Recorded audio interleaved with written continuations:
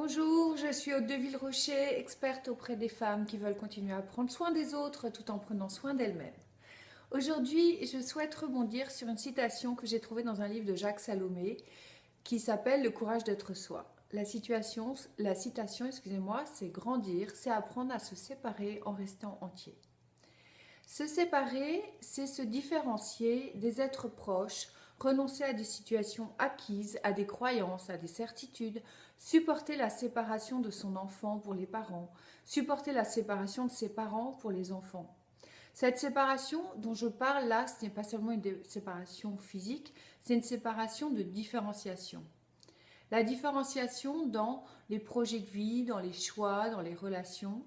La différenciation qui devient vite une différenciation énergétique et qui est même avant tout une différenciation énergétique lorsqu'il s'agit d'un enfant très jeune, voire d'un bébé.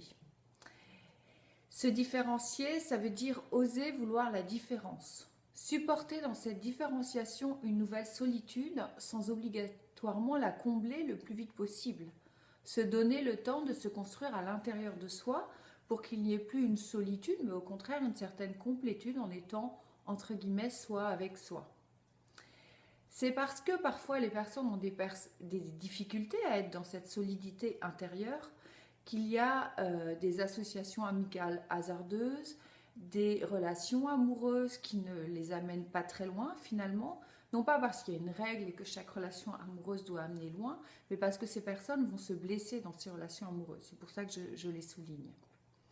Être entier en se séparant, c'est aussi accepter de vivre l'instant présent, de l'accepter tel qu'il est, sans inquiétude sur ce que sera demain, sans avoir l'impression que le monde s'effondre parce qu'on s'est éloigné de telle ou telle personne.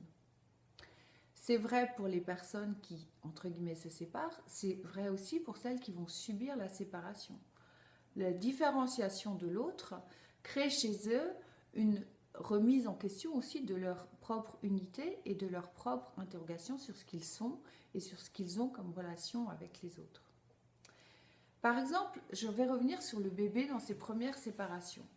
C'est la phrase de Dalida dans sa chanson Je suis malade qui dit « Je suis malade, complètement malade, comme quand ma mère sortait le soir et qu'elle me laissait seule avec mon désespoir. » Cette chanson m'a amusée et cette phrase m'a amusée et plu et je vous la redis aujourd'hui parce que je crois vraiment que quand on est parent et quand on s'éloigne un petit peu, on a du mal à mesurer ce que vit son bébé. Et j'aime bien que Dalida, même s'il y a un effet poétique, parle du désespoir. Parce que le désespoir, c'est cette impression justement que le monde s'arrête, qu'il n'y a pas d'après et que la séparation que l'on vit à cet instant donné est sans retour. Or, en général, en tout cas en ce qui concerne l'enfant, elle est en retour, mais c'est vrai que l'échelle de l'enfant n'est pas celle du parent. C'est-à-dire que quelques instants pour l'un peut être vécu comme une éternité pour l'autre.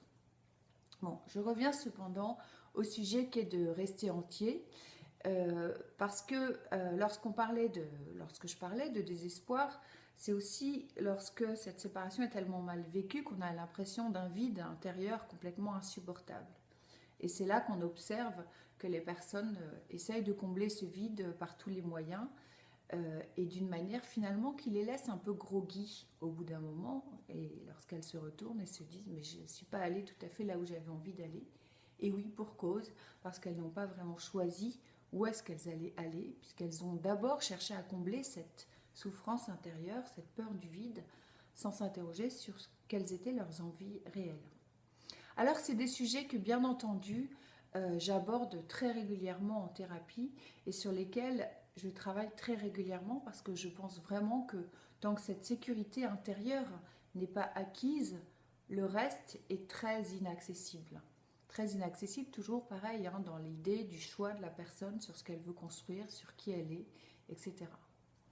Ce retour à soi, il ressemble un petit peu à ce que dit la méditation en pleine conscience. C'est vraiment quelque chose qui circule beaucoup, la méditation en pleine conscience aujourd'hui, avec des prises de conscience justement à quel point ça peut aider les enfants, notamment dans les classes, à quel point ça peut aider bien entendu les adultes. Je souligne les enfants parce que je trouve très intéressant qu'il y ait des expériences au niveau des écoles. Mais en tout cas, pour revenir à notre sujet, rester entier, c'est avoir une pleine conscience de son corps, de son cœur, j'allais dire aussi, et savoir s'écouter à l'intérieur de soi, savoir repérer où sont nos failles, savoir se connaître, prendre connaissance de soi-même. Donc grandir, c'est avancer dans la vie, c'est apprendre à avancer même s'il y a des deuils, parce que chaque séparation peut être vécue comme un deuil. Deuil du confort de la maison, deuil du confort d'un couple, même si c'est un couple qui ronronnait, deuil du confort de tel ou tel lieu de vie.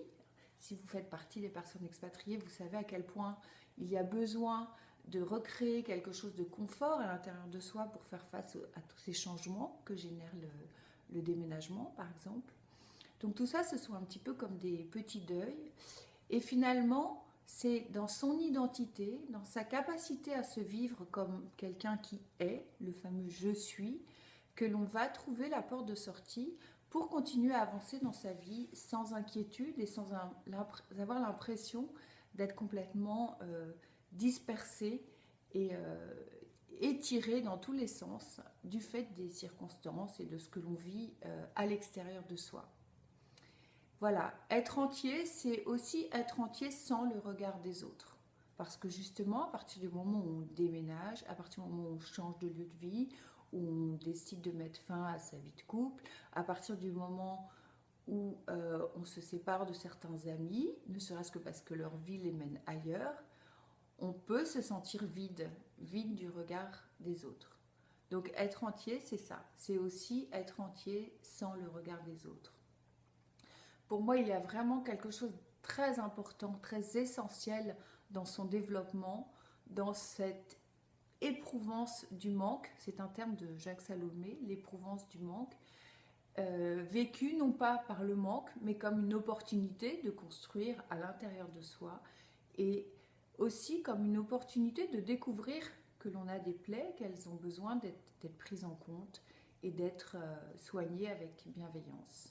Voilà, j'espère que cette vidéo vous aura apporté quelque chose, vous aura permis de vous interroger sur vous-même et je me tiens bien sûr à votre disposition pour aller plus loin, par exemple déjà en parlant lors d'une séance gratuite pour laquelle vous pouvez prendre rendez-vous à travers le site internet www.soignantdanslemonde.com.